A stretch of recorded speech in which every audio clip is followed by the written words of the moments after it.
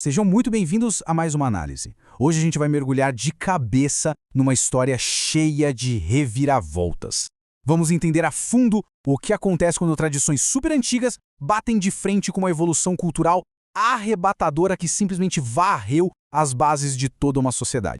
E a grande pergunta que a gente vai desvendar aqui é a seguinte: como é que as conquistas de um jovem rei lá da Macedônia conseguiram causar um dos maiores choques culturais de toda a antiguidade? Para colocar de um jeito mais direto, afinal, o que foi a helenização e como ela mudou a história do Ocidente para sempre? Bom, para entender o tamanho dessa história, a gente precisa primeiro bater o martelo sobre o que a helenização significa na prática. Não foi só um evento isolado ou uma moda passageira, tá? Foi uma onda cultural intencional e gigantesca.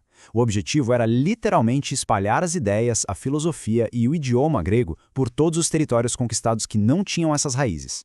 Mas olha só que curioso, no comecinho, a coisa toda foi até que bem pacífica. Lá por volta de 335 a.C., os registros mostram que o próprio Alexandre o Grande chegou a oferecer sacrifícios em sinal de respeito no templo em Jerusalém. Depois, no século III, rolou um baita intercâmbio cultural sob o domínio ptolomaico. O problema mesmo começou no século II a.C. Sob o controle do Império Seleucida, o que era um contato natural virou uma assimilação totalmente forçada.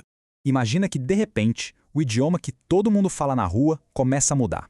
Foi a primeira grande revolução que a galera sentiu na pele. De um lado, você tinha o hebraico e o aramaico, que eram a alma da identidade judaica. Do outro, chegou o grego koiné, que literalmente significa comum. E ele não chegou como uma opção, não. Ele virou o idioma oficial de todo o Oriente Helenístico, engolindo os idiomas locais.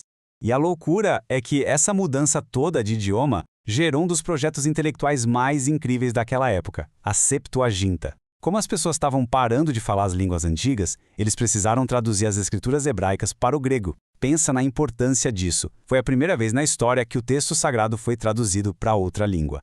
Agora, voltando os olhos para a liderança lá em Jerusalém, a coisa começa a ficar feia. O sumo sacerdote Jasão foi o cara que escancarou as portas para a helenização mais agressiva. Ele literalmente subornou o rei para conseguir o poder e logo de cara construiu um ginásio de esportes na cidade, obrigou os jovens a usarem um chapéu típico grego e simplesmente deixou os ritos do santuário de lado para focar nos jogos de estádio. Tem um relato da época no livro de 2 Macabeus que é de cair o queixo. O fascínio pela cultura grega foi tão absurdo que os próprios sacerdotes perderam interesse no altar. O texto diz que eles abandonavam os sacrifícios e saíam correndo para o estádio assim que ouviam o sinal do arremesso de disco. É um choque cultural escancarado. E a extravagância chegou a envolver a quantia impressionante de 300 dracmas de prata. Jasão mandou toda essa grana para patrocinar um sacrifício ao deus grego Hércules durante um evento em Tiro.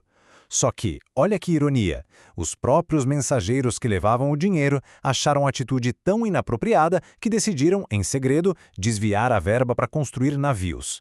Mas, como a gente podia prever, a panela de pressão acabou explodindo. E isso aconteceu quando o rei Seleucida Antíoco IV Epifanes assumiu o controle. Ele não tinha um pingo de paciência para o ritmo lento de quem ainda tentava manter as tradições. Ele queria todo mundo vivendo como os gregos e queria para ontem.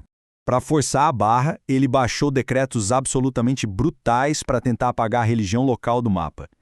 O cara simplesmente proibiu a guarda do sábado e as festas tradicionais, baniu o rito da circuncisão e, o pior de tudo, dedicou o Templo de Jerusalém e o Monte Gerizim a Júpiter, profanando os lugares mais sagrados que existiam ali.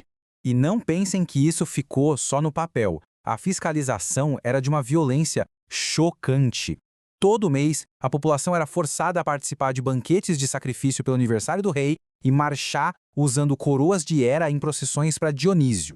Quem se recusasse era executado. A gente lê relatos trágicos de mães sendo até mesmo jogadas das muralhas da cidade por terem circuncidado seus bebês. Foi exatamente aí, no meio desse caos absoluto, que a faísca da rebelião acendeu. Tudo começou num pequeno povoado chamado Modim. Lá, um homem chamado Matatias e seus filhos se recusaram violentamente a fazer sacrifícios a Zeus, batendo de frente com os emissários do rei e dando início à famosa Revolta dos Macabeus. E o negócio escalou rapidinho. Liderados por Judas Macabeu, os rebeldes começaram a vencer batalhas incríveis. Ele tomou a espada de um comandante inimigo, furou o bloqueio militar gigante que estava sufocando Jerusalém e foi encurralando as forças do império ano após ano. Toda essa campanha tática militar resultou num momento monumental. Depois de 3 anos e meio de total profanação, eles conseguiram purificar o templo. A menorá foi acesa de novo. É fantástico pensar que a vitória dessa resistência antiga sobreviveu à passagem dos séculos e é celebrada até hoje no festival de Hanukkah.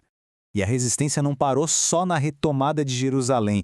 A dinastia dos Asmoneus, que veio logo depois, percebeu que o poder dos Seleucidas estava ladeira abaixo, eles tiraram vantagem disso e não só fortificaram a cidade, mas conseguiram expandir drasticamente o território da Judéia. Mas a grande lição que fica, o conceito-chave disso tudo, é que a helenização deixou uma cicatriz, uma fratura permanente. A sociedade rachou ao meio. De um lado, os tradicionalistas na Judéia, mantendo seus idiomas e rejeitando os costumes estrangeiros. Do outro, os judeus da diáspora, espalhados pelo mundo, falando grego e assimilando toda aquela filosofia fantástica.